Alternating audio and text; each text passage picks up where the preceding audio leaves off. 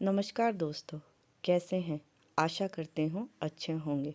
आज की कहानी का शीर्षक है उसके इशारे बड़े अजीब थे।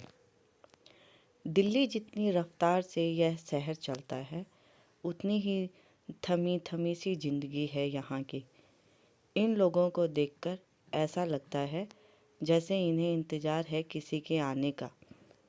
इन सब के बीच में मैं भी इंतज़ार कर रही थी, लेकिन किसी के आने का नहीं, बल्कि किसी के पास जाने का।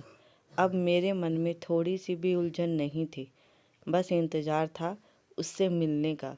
अगर थोड़ी बहुत उलझन बची हुई थी तो उसमें इतना दम नहीं था कि वह मुझको रोक सके।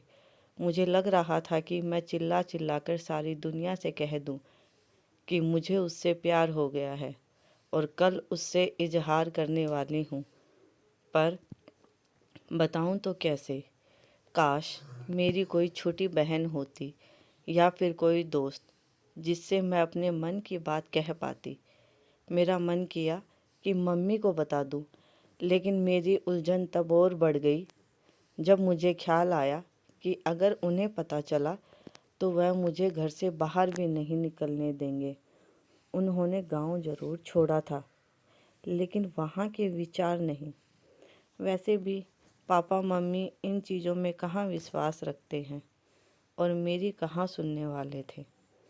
हम गांव से आकर शहर में ज़रूर रहते हैं और पापा एक उच्च पद पर सर्विस करते हैं, लेकिन उनके ख्यालात अभी भी गांव वाले हैं।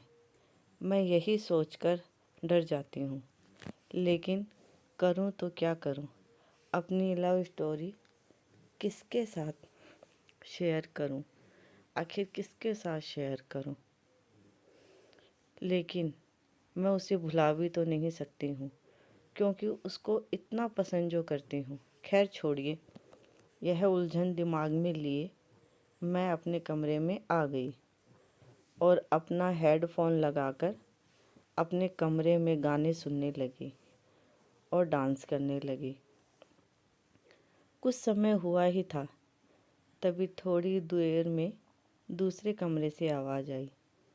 आज सोना नहीं है क्या बेटा? 11 बज रहे हैं।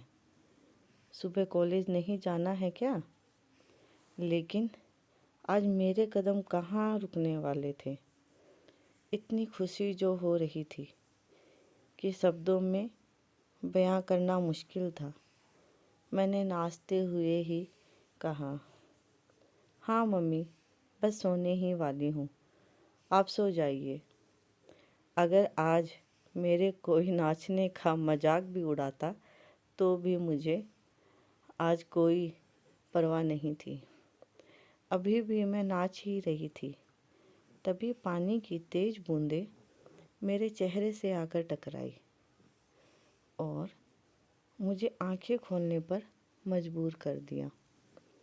पता नहीं उस टाइम मुझे ऐसा क्या लगा या क्या सूझा, खिड़की के पास जाकर उन बूंदों के साथ खेलने लगी और अपने मुंह पर बार बार उन बूंदों को फेंकने लगी।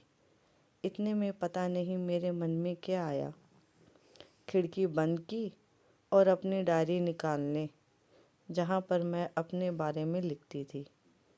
आज भी मैं कुछ अपनी लव स्टोरी के बारे में लिखने लगी, लेकिन आज जो लिख रही थी वह सीधे ही मेरे दिल से आ रहा था। मानो ऐसा लग रहा था जैसे डायरी से अपने मन की बात कर रही हूँ। आज पहली बार किसी को आँखों से मैंने या किसी की आँखों से मैंने बात करते हुए देखा। मैं उससे पास जाकर कुछ कहती, इतने में उनकी ट्रेन आ गई और उसे अपने साथ ले गई। अगले दिन न जाने क्यों उसे सामने वाले प्लेटफार्म पर देखकर मैं खुश थी। शायद मैं इंतज़ार कर रही थी उसका। खैर, अब आँखों से शुरू हुई बातें इशारों से होने लगी थी। बड़े ही अजीब होते थे उसके इशारे। समझ तो नहीं आते थे, लेकिन मेरे चेहरे पर एक मुस्कुराहट जरूर दे जाते थे। अब समय के साथ मैं धीरे धीरे उसके इशारे भी समझने लगी थी। वह रोज़ कुछ न कुछ पागलपन करके मुझे हंसाता था, और एक दिन तो उसने हद ही पार कर दी। वह मुझे देखकर ज़ोर ज़ोर से गाना गाने लगा। इससे पहले कि मैं उससे बात करती, उसको स्टेशन मास्टर ने पकड़ लिया और उसे अपने साथ ले गया। उस दिन बहुत हंसी थी मैं। शायद मुझे भी उसके इसी बचपने और पागलपन से प्यार हो गया था। उसे देखकर मुझे ऐसे लगने लगता था कि जैसे मेरा बरसों का इंतज़ार ख़त्म हो गया हो। अब ज़िंदगी ने एक रफ्तार पकड़ ली थी। यह दिन इतनी तेज़ी से बीते कि हम दोनों को पता ही नहीं चला। हम दोनों हर रोज़ मिलते, स्टेशन पर आकर अपनी अपनी मंजिलों की ओर निकल जाते थे। ना उसने कभी इस ओर आने की कोशिश की, ना मैंने कभी उस ओर जाने की हिम्मत जुटाई। कभी कभी तो दिल करता था कि भागकर उसके पास चली जाऊं और उससे अपने दिल की बात कह दूं, और उसके साथ उस सफ़र पर चली जाऊं जहां वह जाता है। लेकिन कभी मेरे दिमाग ने तो कभी मेरे पैरों ने मुझे इसकी इजाज़त नहीं दी। मुझे इंतज़ार था कल का। कल का दिन मेरे लिए स्पेशल है। कल के दिन वैलेंटाइन डे जो है, अगर मैं कल उसे अपने दिल की बात ना बता पाई तो शायद कभी ना उसे बता पाऊंगी। तभी मेरा ध्यान डायरी से हटकर उन घड़ियों की टिक टिक करती सुइयों ने अपनी ओर खींचा, जो वैलेंटाइन डे शुरू होने का इशारा कर रही थी। मेरी नज़र घड़ी पर गई। रात के 12 बज रहे थे। आज वह दिन आ ही गया जिसका मुझे बेसब्री से इंतज़ार था। वह पूरी रात मैं नहीं सोई। उसे मिलने की इतनी जल्दी जो थी। सुबह जल्दी उठकर सभी काम कर तैयार हो गई। आज तो मैंने ब्रेकफास्ट भी नहीं किया था। उससे मिलना जो था, आज मैं प्लेटफार्म पर समय से पहले ही पहुंच गई और वहां पास में पड़ी बेंच पर इंतज़ार करने लगी उसके आने का। लेकिन काफ़ी समय इंतज़ार करने के बाद भी वह नहीं आया। मुझे बेचैनी होने लगी। आज तो ट्रेन भी निकल चुकी थी, लेकिन उसका कोई पता नहीं था। मेरे अंदर अजीब अजीब ख्याल आ रहे थे। पता नहीं क्या हुआ होगा, क्यों नहीं आया।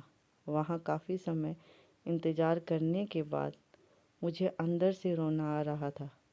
सच कहूँ तो मैं दुखी हो गई थी। मन तो कर रहा था कि आज अपनी जान ही दे दूं, लेकिन मरता क्या ना करता, उससे मिलना जो था। अब मेरी आंखों में आंसू थे और वहाँ बेंच पर बैठकर इंतज़ार कर रही थी उसको आने का। बस इतनी सी यह कहानी।